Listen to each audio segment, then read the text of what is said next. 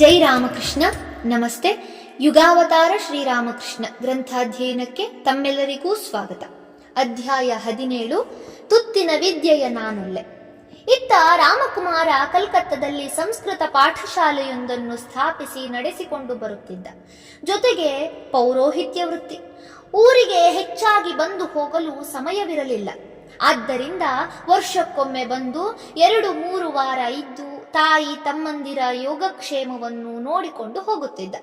ಸಂಸಾರ ರಥ ಹೇಗೋ ಸಾಗುತ್ತಿತ್ತು.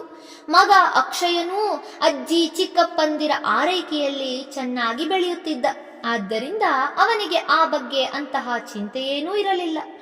ಆದರೆ ಈ ಸಲ ಕಾಮಾರಪುಕರಕ್ಕೆ ಬಂದಾಗ ರಾಮಕುಮಾರ ಮೊದಲು ಗಮನಿಸಿದ್ದೆಂದರೆ ಓದು ಬರಹದ ಬಗ್ಗೆ ಗದಾಧರನಿಗಿದ್ದ ಅನಾಸಕ್ತಿಯನ್ನು. ಇದನ್ನು ಕಂಡು ಅವನಿಗೆ ಬಹಳ ಚಿಂತೆಯಾಯಿತು. ಗದಾಧರ ತನ್ನ ಸಮಯವನ್ನೆಲ್ಲ ಹೇಗೆ ಕಳೆಯುತ್ತಾನೆ, ಯಾರೊಡನೆ ಹೆಚ್ಚಾಗಿ ಒಡನಾಡುತ್ತಾನೆ, ಏನನ್ನು ಇಷ್ಟಪಡುತ್ತಾನೆ ಎಂಬ ವಿಷಯಗಳ ಬಗ್ಗೆ ಚಂದ್ರಮಣಿ ಹಾಗೂ ರಾಮೇಶ್ವರರೊಂದಿಗೆ ಚರ್ಚಿಸಿ ತಿಳಿದುಕೊಂಡ. ಈ ರೀತಿಯಾದರೆ ಗದಾಧರ ತನ್ನ ಕಾಲ ಮೇಲೆ ತಾನು ನಿಂತುಕೊಳ್ಳುವುದಂಟೆ ಎಂದೆನ್ನಿಸಿತು ಅವನಿಗೆ. ಆದ್ದರಿಂದ ಕಲ್ಕತ್ತದಲ್ಲಿ ಅವನ ಪಾಠಶಾಲೆಗೆ ಬರುತ್ತಿದ್ದ ಹುಡುಗರ ಸಂಖ್ಯೆ ಹೆಚ್ಚಾಗಿದ್ದುದರಿಂದ ಅದರ ಮೇಲ್ವಿಚಾರಣೆಗೆ ಯಾರದಾದರೂ ನೆರವು ಬೇಕಾಗಿತ್ತು. ಈಗ ಗದಾಧರನನ್ನು ಕರೆದೊಯ್ದು ಸ್ವಲ್ಪ ತರಬೇತಿ ಕೊಟ್ಟರೆ ಅವನಿಗೂ ಜೀವನಕ್ಕೊಂದು ದಾರಿಯಾಗುತ್ತದೆ, ತನಗೂ ಭಾರ ಕಡಿಮೆಯಾಗುತ್ತದೆ ಎಂದುಕೊಂಡ. ಈ ಆಲೋಚನೆಯನ್ನು ಚಂದ್ರಮಣಿ ರಾಮೇಶ್ವರರ ಮುಂದಿರಿಸಿದಾಗ ಅವರೂ ಅದನ್ನು ಅನುಮೋದಿಸಿದರು. ಗದಾಧರನಿಗೆ ವಿಷಯ ತಿಳಿಯಿತು. ಇದಕ್ಕೆ ಅವನ ಪ್ರತಿಕ್ರಿಯೆ ಏನಿದ್ದಿರಬಹುದು? ತನಗಿಷ್ಟವಿಲ್ಲದ್ದನ್ನು ಹೇರುತ್ತಿದ್ದಾರೆಂದು ಪ್ರತಿಭಟಿಸಿರಬಹುದೇ? ತಾಯಿಯನ್ನು ಬಿಟ್ಟು ಎಲ್ಲಿಗೂ ಹೋಗಲಾರೆನೆಂದು ಹಠ ಹಿಡಿದಿರಬಹುದೇ? ಇಲ್ಲವೇ ಇಲ್ಲ. ಒಂದೇ ಒಂದು ಚಕಾರವೆತ್ತದೆ ಗದಾಧರ ಅಣ್ಣನ ಮಾತಿಗೆ ಒಪ್ಪಿಬಿಟ್ಟ. ಏಕಿರಬಹುದು? ತನಗೆ ಅಷ್ಟೊಂದು ಪ್ರಿಯವಾದ ಕಾಮಾರಪುಕುರವನ್ನು, ಸ್ನೇಹಿತರನ್ನು, ಎಲ್ಲಕ್ಕೂ ಹೆಚ್ಚಾಗಿ ಪ್ರೀತಿಯ ತಾಯಿಯನ್ನು ಬಿಟ್ಟು ಹೋಗಬೇಕಲ್ಲ ಎಂದು ಅವನಿಗೆ ಸಂಕಟವಾಗಲಿಲ್ಲವೇ? ಇಲ್ಲ ಎಂದು ಒಂದೇ ಮಾತಿಗೆ ಹೇಳಲು ಬರುವಂತಿಲ್ಲ. ಆದರೆ ಗದಾಧರನಿಗೆ ಅಣ್ಣನ ಮಾತೆಂದರೆ ವೇದವಾಕ್ಯ. ಆದ್ದರಿಂದ ಒಪ್ಪುವುದು ಕಷ್ಟವಾಗಲಿಲ್ಲ. ತನ್ನನ್ನು ಸ್ವಂತ ತಂದೆಯಂತೆ ಬೆಳೆಸಿದ ಅಣ್ಣನ ವಿಷಯದಲ್ಲಿ ಅವನಿಗಿದ್ದ ಗೌರವ, ಪೂಜ್ಯತೆ ಅಂಥದು. ಗದಾಧರ ಮರು ಮಾತಿಲ್ಲದೆ ಒಪ್ಪಿಕೊಂಡದ್ದು ಅವನ ಅಣ್ಣಂದಿರಿಗೂ ತಾಯಿಗೂ ಅತೀವ ಸಮಾಧಾನ ತಂದಿತು. ಒಂದು ಶುಭ ದಿನದಂದು ರಾಮಕುಮಾರ ಗದಾಧರರು ಶ್ರೀ ರಘುವೀರನ ಪೂಜೆಗೈದು ತಾಯಿಯ ಪಾದಧೂಳಿಯನ್ನು ಸ್ವೀಕರಿಸಿ ಕಲ್ಕತ್ತದೆಡೆಗೆ ಹೊರಟರು. ಜೊತೆಗೆ ಕಾಮಾರಪುಕುರದ ಭಾಗ್ಯ ದೇವತೆಯೂ ನಿರ್ಗಮಿಸಿದಂತಾಯಿತು. ಕಣ್ಮುಂದೆಯೇ ಇರಬೇಕಾದ ತನ್ನ ಕಣ್ಮಣಿಯನ್ನು ಕಾಣದ ಊರಿಗೆ ಕಳಿಸುವಾಗ ತಾಯಿಯ ಕರುಳು ಚಡಪಡಿಸಿತು, ಮೌನವಾಗಿ ರೋಧಿಸಿತು. ಆದರೆ ಅನಿವಾರ್ಯ. ಗದಾಧರನ ಅಗಲಿಕೆಯಿಂದ ಅವನ ಗೆಳೆಯರಿಗಾದ ದುಃಖ ಸ್ವಲ್ಪವೇ?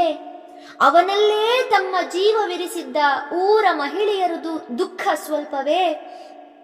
ಗದಾಧರನ ದಿವ್ಯ ಅಸ್ತಿತ್ವದಿಂದ ಸದಾ ಅನಿರ್ವಚನೀಯ ಆನಂದವನ್ನು ಅನುಭವಿಸುತ್ತಿದ್ದ ಊರ ಹಸುಕರುಗಳು, ಗಿಡ ಮರ ಬಳ್ಳಿಗಳು ಅವನ ಅಗಲಿಕೆಯನ್ನು ತಾಳಲಾರದೆ, ಮಾತಿನ ಮೂಲಕ ತಿಳಿಸಲೂ ಆಗದೆ ಮೂಕವಾಗಿ ನಿಂತವು.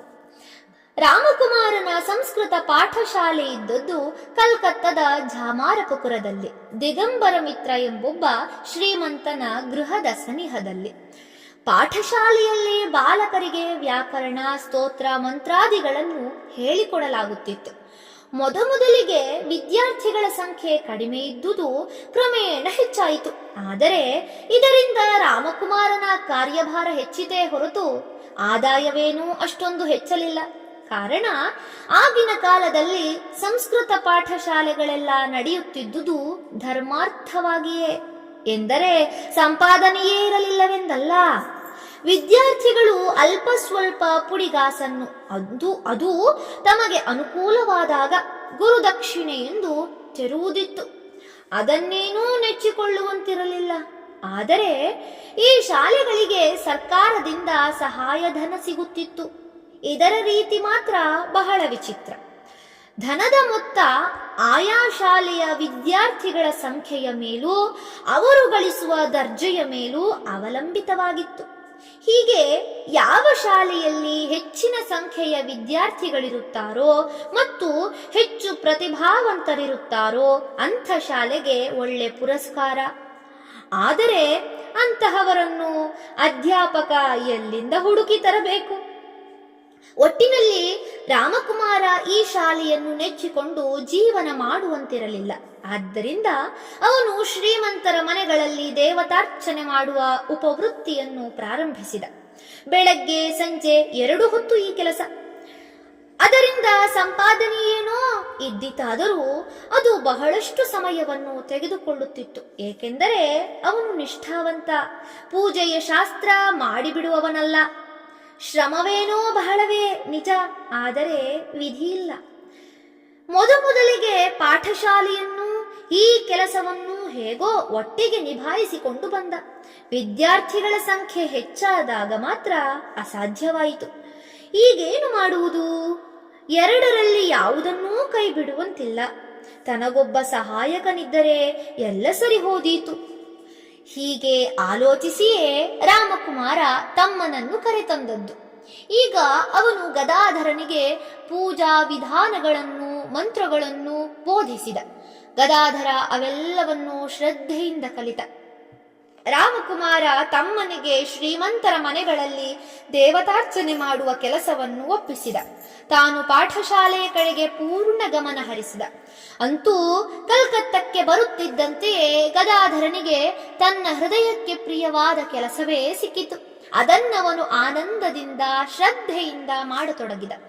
ಇದಲ್ಲದೆ ಪಾಠಶಾಲೆಯಲ್ಲೂ ಅವನು ಸ್ವಲ್ಪ ಹೊತ್ತು ಕಲಿಯುತ್ತಿದ್ದ. ಉಳಿದ ವೇಳೆಯಲ್ಲಿ ಅಣ್ಣನಿಗೆ ಯಾವ ರೀತಿಯಲ್ಲಾದರೂ ವೈಯಕ್ತಿಕ ಸೇವೆ ಮಾಡುತ್ತಿದ್ದ. ಧನ್ಯವಾದಗಳು. ಮುಂದುವರಿದ ಭಾಗ ಮುಂದಿನ ಸಂಚಿಕೆಯಲ್ಲಿ. ಜೈ ಶ್ರೀಮಾತಾ.